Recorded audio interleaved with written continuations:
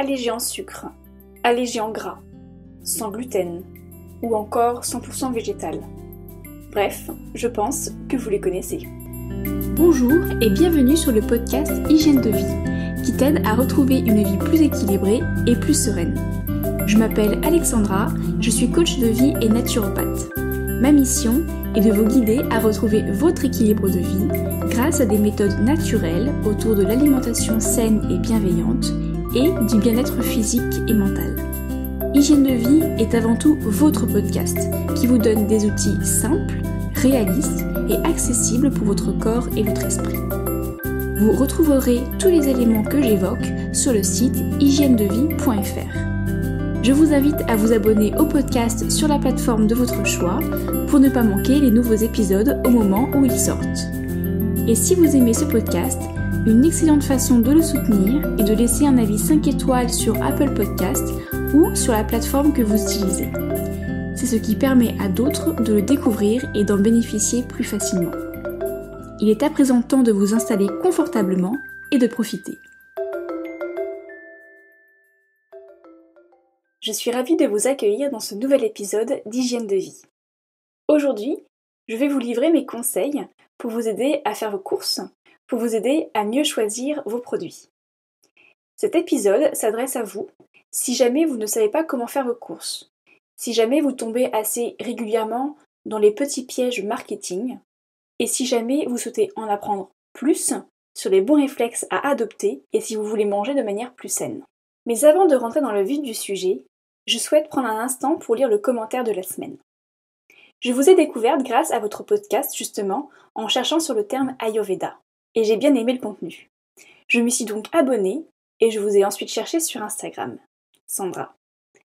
Merci à vous Sandra pour votre message qui me va droit au cœur et qui me rappelle mon pourquoi et ma mission de vie. Comme Sandra, n'hésitez pas à me laisser un petit commentaire sur Apple Podcast ou la plateforme d'écoute de votre choix, ou bien à m'envoyer un message privé sur Instagram en cherchant Alexandra Portail Naturo.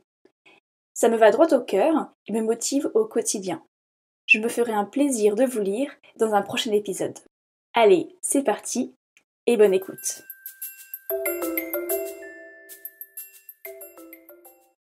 Mon premier conseil pour bien faire ses courses, c'est l'origine. Je parle de l'origine et de la provenance des aliments que vous allez pouvoir acheter et retrouver dans les rayons de vos supermarchés.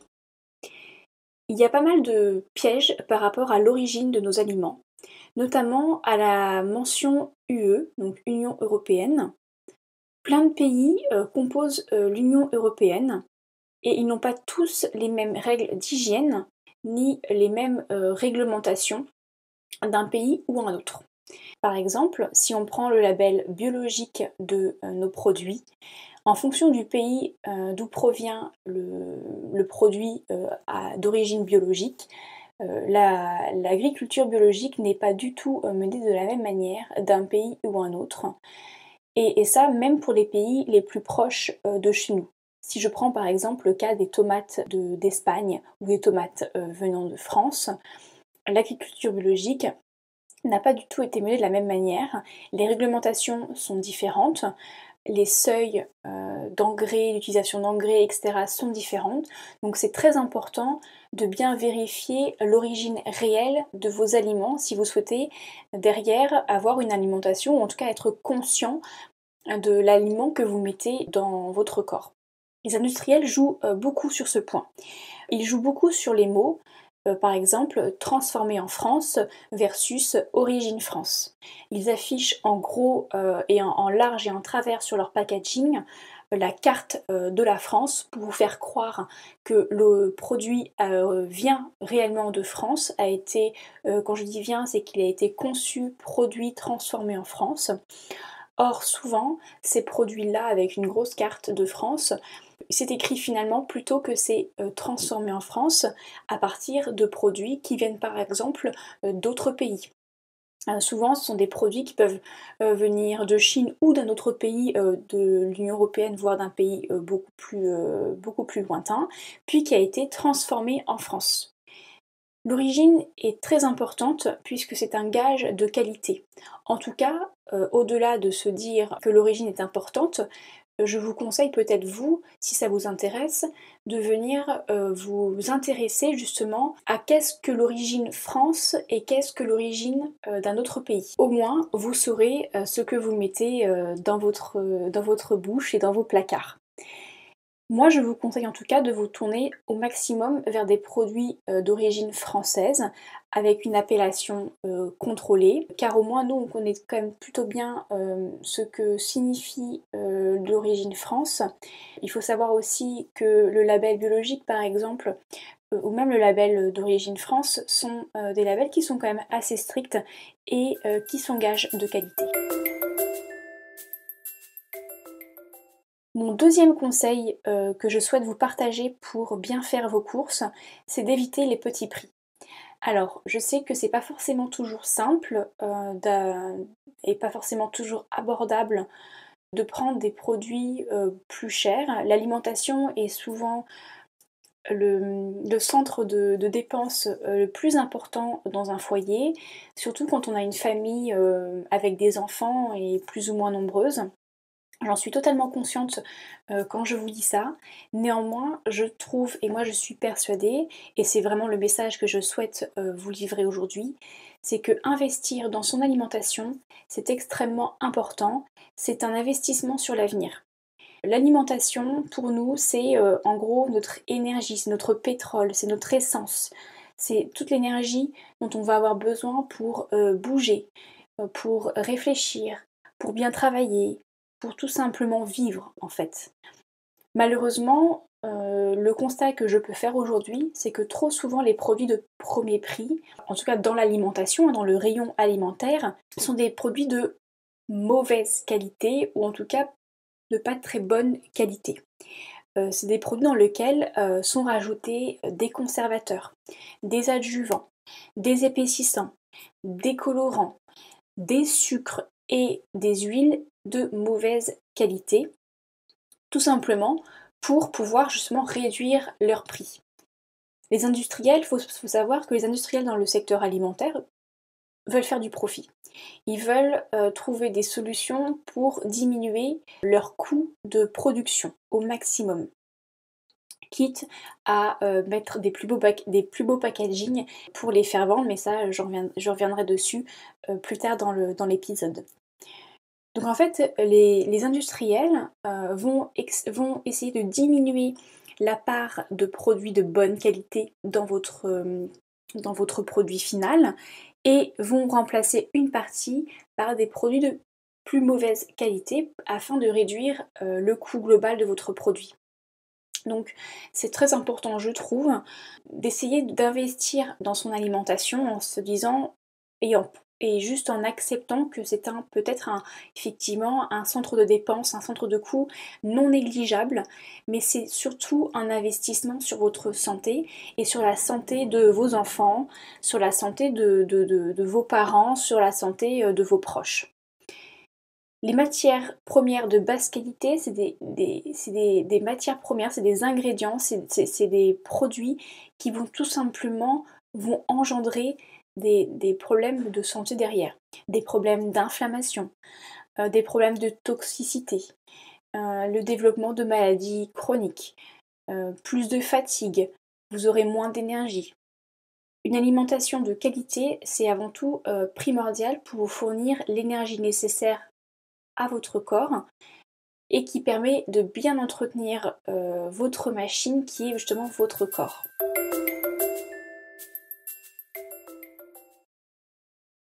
Mon troisième conseil, c'est d'éviter les produits en poudre. Alors, je parle peut-être du café soluble, je parle du chocolat en poudre, on va dire, transformé de certaines marques, mais je parle aussi tout simplement du poivre, du sel ou plein d'autres produits.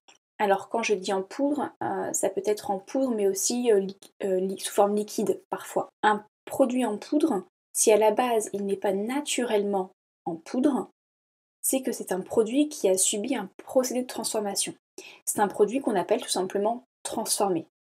Alors, je vais justement je vous expliquerai un peu plus profondément ce qu'est l'alimentation transformée et quels sont les éventuels dangers d'une alimentation transformée dans un prochain épisode.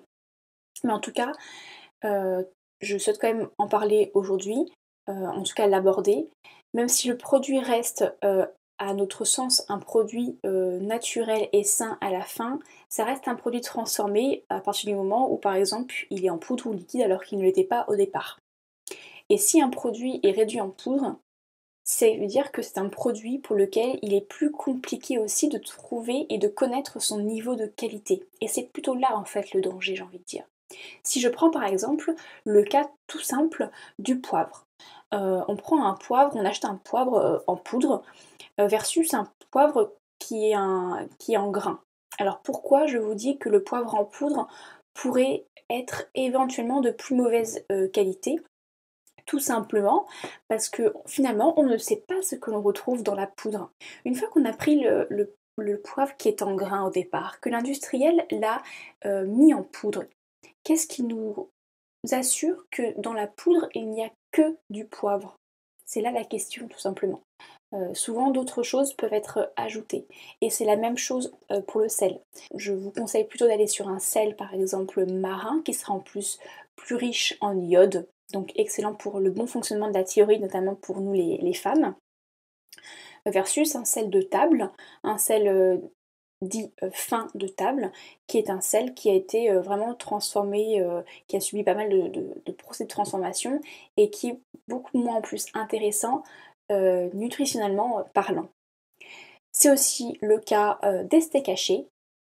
Alors souvent on retrouve dans les steaks hachés sous vide plein d'autres choses que de la viande pure, notamment du gras, des conservateurs, des épaississants, voire même de l'œuf, du sucre, etc.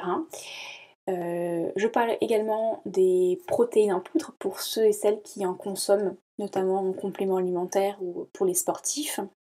Dans les protéines en poudre, on trouve bien plus que des protéines. On trouve pareil, hein, les mêmes choses, des conservateurs, des épaississants, des adjuvants, des sucres qui ne sont pas forcément toujours de bonne qualité. Donc là, pour le coup, je préfère vous conseiller d'aller sur des viandes brutes, achetées en boucherie tout simplement. Alors même si c'est en boucherie de votre supermarché, hein, c'est très bien, mais en tout cas, et puis de demander peut-être à votre boucher de vous faire votre steak haché devant vous, mais en tout cas voilà, pas de l'acheter sous vide. Idem pour les protéines, privilégiez des protéines brutes issues de votre alimentation plutôt que de vous complémenter en protéines transformées qui souvent nous attirent énormément de par l'aspect marketing qui nous est fait. Je parle également des coulis de fruits, je parle également des produits panés dans lesquels sont ajoutés des sucres aussi, des additifs, des conservateurs qui dénaturent totalement le produit de départ. Il le dénature, il nous amène des choses dont on n'a pas besoin et surtout on perd beaucoup de nutriments et de micronutriments qui sont essentiels justement pour notre fonctionnement. Je rappelle que l'alimentation c'est une source de plaisir. Oui, j'en suis totalement consciente et je suis tout à fait d'accord avec ça. Mais c'est aussi, encore une fois, notre carburant. Si derrière on met des choses qui satisfont nos papilles mais qui ne nous donnent rien nutritionnellement parlant, qui ne nous donnent pas d'énergie et au contraire peuvent venir détruire à petit feu notre machine, on va dire qui est notre corps, c'est dommage. Donc en fait c'est juste des petits gestes comme ça, mais en gros pour récapituler ce point-là, c'est que dès qu'un produit à la base il est par exemple solide, il est en grain et que vous l'achetez en poudre, au moins posez-vous la question et vérifiez si derrière il n'y a pas d'autres choses qui ont été cachées. Voilà. Des fois il y a des poivres en poudre hein, qui sont totalement bon, hein, il n'y a que du poivre, mais en tout cas, il faut s'en méfier, il faut juste vérifier. Alors mon quatrième conseil, lisez la liste des ingrédients. Donc il y a plusieurs choses à savoir sur la liste des ingrédients et vous allez voir, c'est pas si compliqué que ça. Première chose, les ingrédients dans la liste des ingrédients sont présents et sont écrits par ordre décroissant de leur présence, de leur quantité. Donc je prends par exemple le cas de la pâte à tartiner au chocolat et à la noisette dont je ne citerai pas la marque. Donc c'est une pâte à tartiner composée de noisettes et de chocolat, hein, c'est ce qui est mis en avant sur le packaging. Et quand on regarde les ingrédients, la première chose qui est présente, c'est le sucre et l'huile. Et viennent plus tardivement la noisette et le chocolat.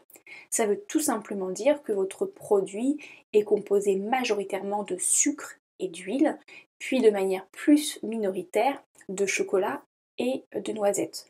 Alors c'est très simple, pourquoi c'est comme ça? C'est parce que finalement le sucre et l'huile sont des exhausteurs de goût naturels. Donc vont vous faire croire, en tout cas vont vous faire dire que le produit est bon. Donc vous le faire racheter. Hein, c'est tout simplement vous faire revenir et faire réacheter le produit. Et également parce que ce sont des ingrédients qui coûtent moins cher par rapport au chocolat et la noisette. Donc ça permet également de réduire les coûts. En tout cas, ça permet aux industriels de faire un maximum de profit. Bref, peu importe le pourquoi, ce qui est important pour vous de savoir, c'est que voilà, les premiers ingrédients inscrits dans une liste d'ingrédients, c'est les ingrédients qui sont présents de manière majoritaire. Donc attention par exemple aux fameuses boissons végétales. Dans les boissons végétales, donc par exemple si je pense à la boisson à base d'amandes, de riz, d'avoine, de noisettes, etc. Généralement, quand on regarde la liste des ingrédients, on voit qu'il y a d'abord de l'eau, du sucre, de l'huile, puis de l'amande, de l'eau, du sucre, de l'huile, puis du riz, sans parler des épaississants également présents. Donc je ne dis pas que la boisson végétale est mauvaise, au contraire, j'en consomme, mais bien vérifier derrière dans la liste d'ingrédients que vous n'ayez pas l'eau, le sucre et l'épaississant de manière majoritaire. Déjà, il faut savoir également que dans une boisson végétale, si vous avez du sucre ou en tout cas si vous avez de l'huile, il faut se poser la question à quoi ça sert. Moi personnellement, je fais mon propre lait végétal, je ne mets pas d'huile dans mon lait. Certains peuvent mettre du sucre, moi je n'en mets pas parce que derrière je peux être amenée à sucrer moi-même mon thé, ma tisane, etc., mon café. Mais vous pouvez très bien mettre un sucre à l'intérieur, mais qui est au moins un sucre naturel. En tout cas, posez-vous la question et regardez bien la liste des ingrédients. Je prends le beurre de cacahuète, alors je parle des produits que je consomme pas mal, mais le beurre de cacahuète, encore une fois, il y a beaucoup de marques qui utilisent et qui en tout cas ajoutent du sucre et de l'huile en plus de la cacahuète. Vous ne pensez pas qu'il y a assez d'huile dans une cacahuète et qu'il faut en rajouter par-dessus? Moi en tout cas, ça m'alerte. Personnellement, je fais mon propre beurre de cacahuète. Alors je ne dis pas qu'il faut forcément le faire, mais en tout cas pour le faire, je sais comment ça fonctionne. C'est-à-dire que moi je mets mes cacahuètes dans mon blender, je mixe, en 1 minute 30 j'ai mon beurre de cacahuète et je n'ai mis que des cacahuètes. Je n'ai pas mis de sucre et surtout je n'ai pas mis d'huile en plus. Pas besoin, la cacahuète est suffisamment riche en huile. Avec l'extraction, l'huile dégorge d'elle-même. L'huile de la cacahuète, la matière grasse de la cacahuète dégorge elle-même et fait que ça se transforme en beurre. Donc il n'y a absolument pas besoin, sauf pour les industriels pour baisser les coûts de production, de rajouter de l'huile. Donc je ne dis pas encore une fois qu'il faut forcément ne pas avoir d'huile ni de sucre dans vos produits que vous achetez, mais juste vérifiez et ayez conscience en tout cas de ce que vous achetez en prenant ce réflexe de regarder la liste des ingrédients. C'est pareil avec le pain de mie. Beaucoup de pains de mie, voire quasiment la totalité des pains de mie, on retrouve à l'intérieur du sucre et de l'huile. Alors éventuellement de l'huile on pourrait se dire pourquoi pas, peut-être que c'est nécessaire dans le procédé. Néanmoins de mettre du sucre dans du pain, la question se pose. Par ailleurs ce pain là qui sera peut-être utilisé pour votre petit déjeuner, sur lequel vous allez peut-être mettre également du beurre de cacahuète dans lequel il y aura du sucre, éventuellement, ou une confiture, maison ou pas maison, mais dans lequel il y a forcément du sucre présent par les fruits, voire du sucre ajouté. Donc ça fait quand même pas mal de choses, pas mal de couches que l'on empile au fur et à mesure. Donc l'ordre voilà, des ingrédients est très important. Ensuite, autre chose, plus la liste est réduite, mieux c'est. Ça veut dire que votre produit est plus proche de son état brut que de son état transformé. En tout cas, moi, je conseille un maximum de 5 à 6 ingrédients. Au-delà, c'est quand même que c'est déjà bien transformé, voire qu'il y a des choses qui ont été rajoutées plus pour justement baisser le prix que pour notre bien. Et enfin, dernière chose, si vous ne comprenez pas les ingrédients qui sont inscrits sur la liste, n'achetez pas, tout simplement. Ne vous inquiétez pas, vous allez forcément trouver un équivalent qui sera aussi bien pour vous, voire mieux, qui sera même mieux, ça c'est certain. Mon cinquième conseil, donc pour vous aider à bien faire vos courses, arrêtez les produits allégés, s'il vous plaît. Stop aux produits allégés, qu'ils soient allégés en sucre ou allégés en gras. Mangez moins, éventuellement, mais mangez mieux. Alors quand je dis manger moins, ce n'est pas de faire de restrictions caloriques. Attention, je ne parle absolument pas de ça. Ça veut dire tout simplement, au lieu de vous faire un steak haché industriel transformé tous les jours, faites-vous un bon steak acheté chez le boucher 2 fois par semaine, par exemple. Mais je prends cet exemple-là parce que c'est souvent un centre de dépense assez important, la viande, pour la plupart des personnes. Et du coup, c'est vrai que beaucoup de personnes prennent des steaks hachés surgelés ou voilà, industriels parce que c'est moins cher et parce que c'est rapide à faire. Mais du coup, vont en consommer tous les jours. Mais derrière, l'intérêt nutritionnel est totalement nul. Sachant qu'en plus, de toute façon, on n'a pas besoin de viande tous les jours. Mais bon, là, c'était parce que j'ai pris l'exemple de la viande. Voilà, tout simplement vous dire, ok, au lieu de prendre des produits à bas coût ou allégé en quelque chose, mieux vaut en manger moins que qu'en manger plein mais de mauvaise qualité. Je prends le cas tout simplement des yaourts par exemple. Les yaourts, c'est souvent les yaourts qui sont allégés en quelque chose. Donc il vaut mieux manger un bon yaourt fermier, gras, mais avec des bons gras, avec un intérêt nutritionnel derrière, qui est brut, qui a été très peu transformé. Vaut mieux en manger un et un tous les 2 jours, par exemple un tous les 3 jours, plutôt que d'en manger 2 par jour allégés. C'est juste inutile tout simplement. Encore une fois, un produit qui a été allégé est un produit qui a été transformé. Beaucoup plus transformé. Ce qu'il faut savoir, c'est que des produits qui sont allégés en sucre, donc moins de sucre, ça veut dire que derrière il y a plus de gras et plus d'épaississant. Idem, un produit allégé en gras, donc c'est-à-dire qu'il y a moins de gras, en tout cas par le marketing, dit par le marketing, ça veut dire qu'il y a plus de sucre et plus d'épaississant. Je vous invite en tout cas, si vous avez des yaourts comme ça ou des produits comme ça, à vérifier derrière, vous verrez. Tout simplement parce que les industriels, ils ont enlevé quelque chose, mais ils vont forcément le remplacer.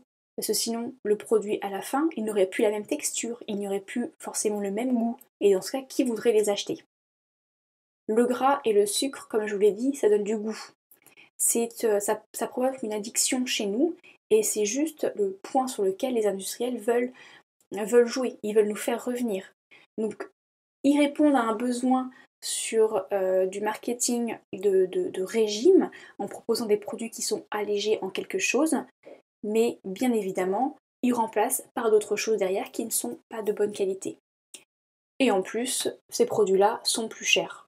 Donc ils vous enlèvent quelque chose pour les remplacer par d'autres produits sans intérêt nutritionnel, voire même peut-être mauvais pour votre santé, et en plus ils vous font payer plus cher. Ne vous laissez absolument pas avoir par ces produits.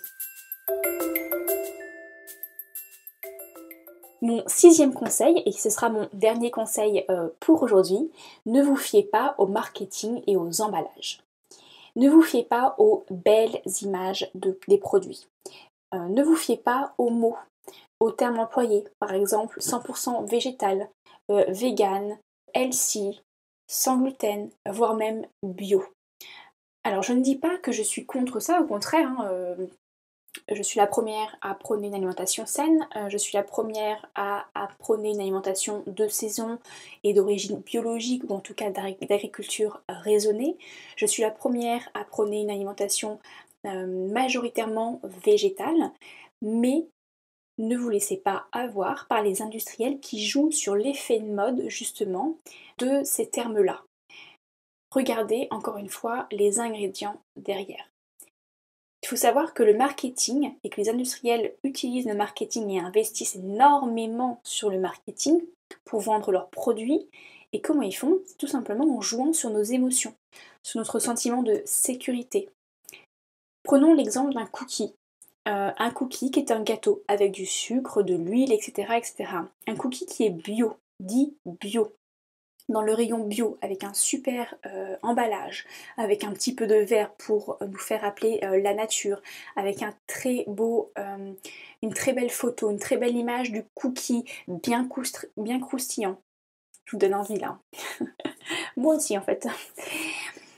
Et ben derrière, on regarde tout simplement la liste des ingrédients et on peut aussi avoir des additifs, des épaississants, des sucres. Alors peut-être dit bio, mais pour autant, ça ne signifie pas que ces ingrédients-là sont intéressants nutritionnellement parlant pour notre santé, pour notre corps.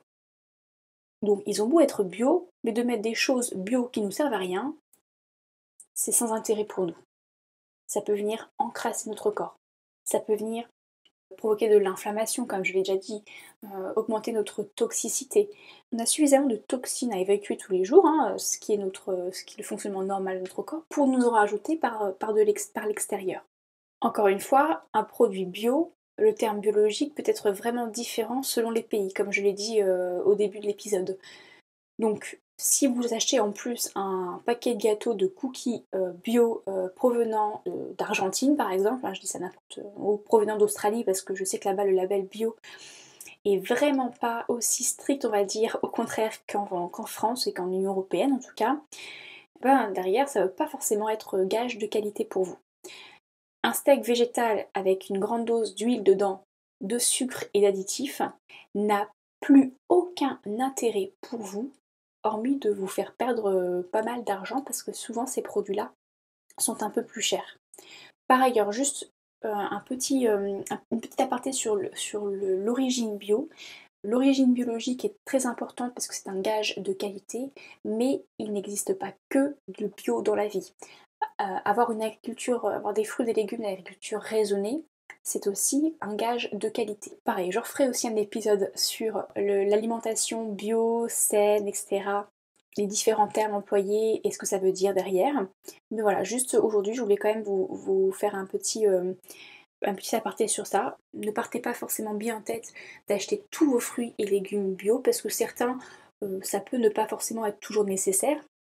Et puis encore une fois, si derrière vous avez un agriculteur près de chez vous qui n'est pas certifié bio, parce que ça coûte un peu d'argent la certification bio, mais qui n'est pas certifié bio, mais qui pour autant n'utilise pas d'engrais ou très peu en fonction voilà, des problèmes qu'il peut avoir, etc., c'est déjà un gage de qualité. Donc il faut aussi un peu se décomplexer par rapport à ça. Autre chose par rapport au marketing, moins il y a d'emballage, mieux c'est. Alors c'est comme les ingrédients, moins il y a d'ingrédients, mieux c'est. Ça c'est pareil. L'emballage est fait pour enrober le produit, pour donner envie d'acheter. Donc plus l'emballage est beau, alors je ne vais pas forcément faire une règle systématique, mais attention en tout cas, plus l'emballage est beau, oulala, posez-vous la question. Également, moins d'emballage pour une question d'écologie et d'impact carbone, forcément. Si jamais vous avez un produit, vous avez un même produit, une fois il est présenté avec un emballage très opaque, où on ne voit pas le produit à l'intérieur, avec une belle photo, etc.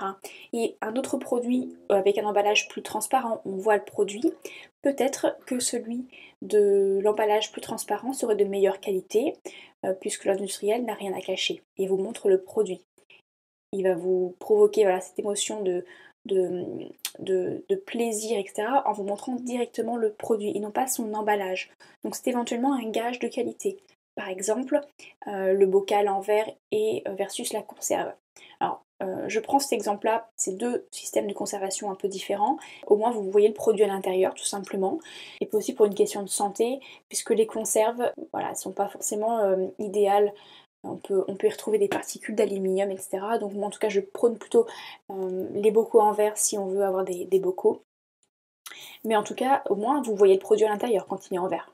En tout cas voilà, ne vous fiez pas au marketing et aux emballages, regardez vraiment les ingrédients, allez plutôt vers des produits simples au niveau de leur emballage et ne vous laissez pas avoir par les termes à la mode et marketing que l'on peut voir. Donc c'est le gluten, le bio, le healthy, le vegan, le végétal, le 100% machin. Voilà, c'est pas forcément toujours gage de qualité en tout cas.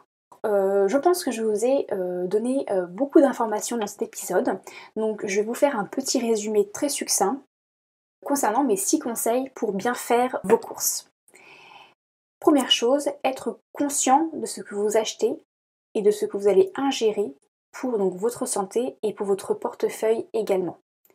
Veillez à avoir une alimentation la plus brute possible et la moins transformée. Ça veut dire donc d'avoir des ingrédients les plus simples possibles et avoir le moins d'ingrédients possible dans la liste des ingrédients du produit que vous allez acheter.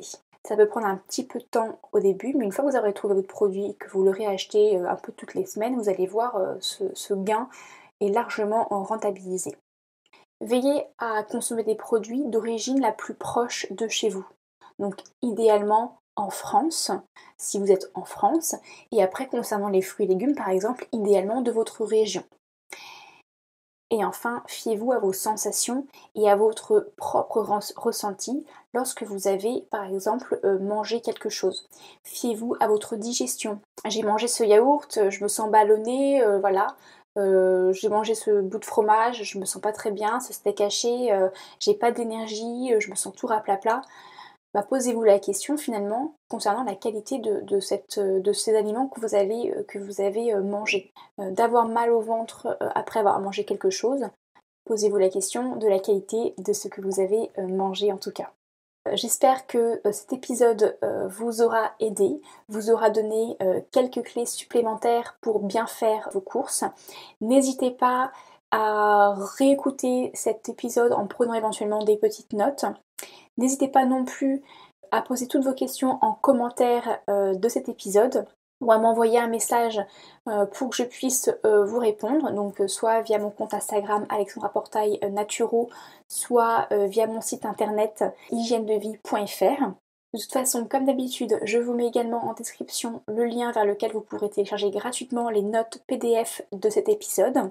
J'y remettrai tous les points clés que j'ai évoqués, mais je vais aussi ajouter d'autres petites pépites et astuces pour vous donner encore plus d'informations, en tout cas tout ce que je peux vous donner. Alors n'hésitez pas à y jeter un coup d'œil. Merci pour votre écoute et à bientôt. Vous retrouverez cet épisode sur hygienedevie.fr. Si vous voulez aller plus loin dans votre compréhension des outils que je présente dans ce podcast, si vous souhaitez vous sentir guidé pour vous aussi retrouver votre équilibre de vie, c'est précisément mon métier, en tant que coach de vie et naturopathe, de vous accompagner. Je vous donne rendez-vous sur mon site internet hygienedevie.fr pour retrouver toutes mes offres et services que j'ai imaginés pour vous. Si ce n'est pas encore le cas, n'hésitez pas à vous abonner sur la plateforme que vous utilisez pour ne pas louper les prochains épisodes et à le partager, puis laisser un petit commentaire qui me donnera, je suis certaine, un peu de baume au cœur. Je vous donne rendez-vous au prochain épisode. En attendant, prenez soin de vous.